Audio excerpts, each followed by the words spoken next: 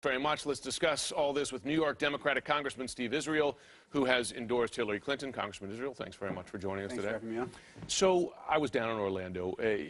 Like you, this is the umpteenth mass shooting that we've experienced as a country, and yet, when you look up on the Hill, it sounds like there just aren't the votes for even some of these fairly incremental measures. Do you share that assessment? I do. Not only is this deja vu, it is dangerous deja vu. Yeah. I thought after Sandy Hook, when 20 children were massacred, Congress would do something. I thought after San Bernardino, Congress would do something. But this week, Jim, this is a moment of truth. We have at least 4 votes in the Senate doing something. On the other hand, in the House of Representatives, here's what we're going to do. We're going to come into session on Tuesday night, and then we're going to go on vacation on Friday. And that is unconscionable.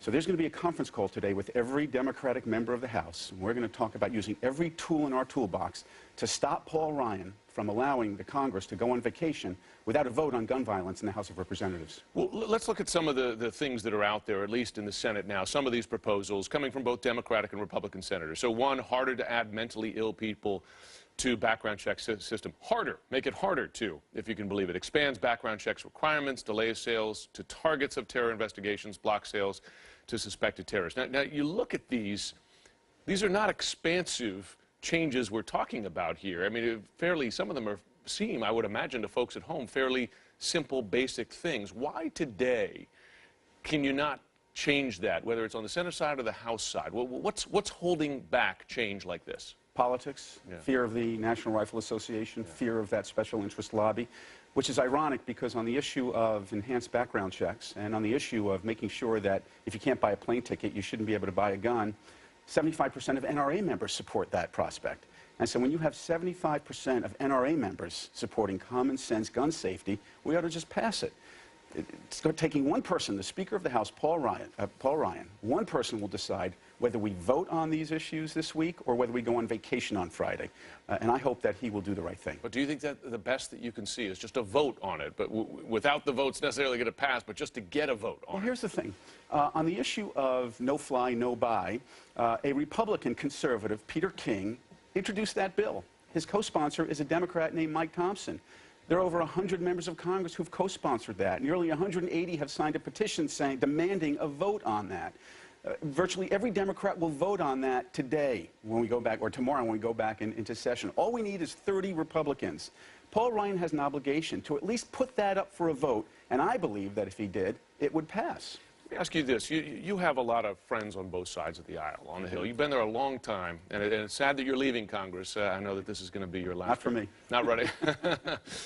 In private conversations, do you find people frustrated on both sides? Say, listen, I know it's crazy, but, I mean, they see 49 people killed here. You watch their faces. I feel like I've done the memorials a million times over after shootings like this. They're human beings.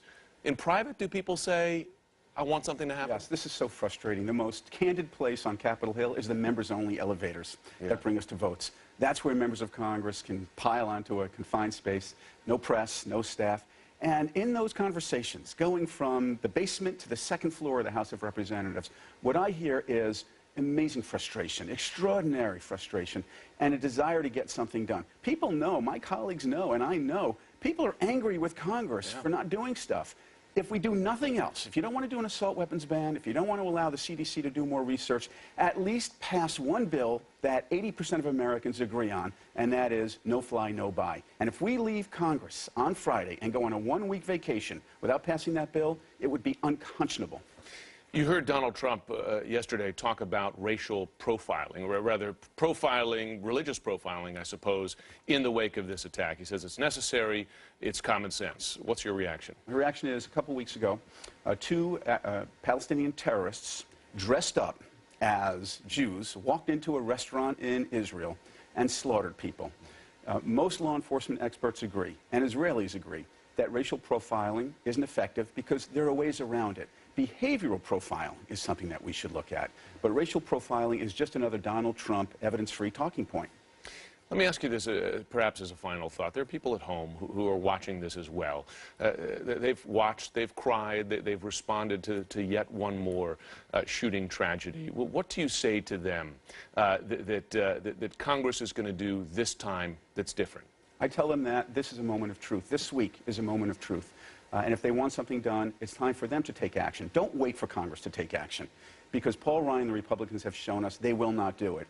But if people begin to contact their member of Congress, if there's mobilization, then maybe this week will finally be the tipping point, and we won't go on vacation before a vote. But you've been in Congress a long time. What's your betting that something gets passed this week? My betting right now is it will not get passed because Paul Ryan has said we're not even going to have a vote on it. Yeah.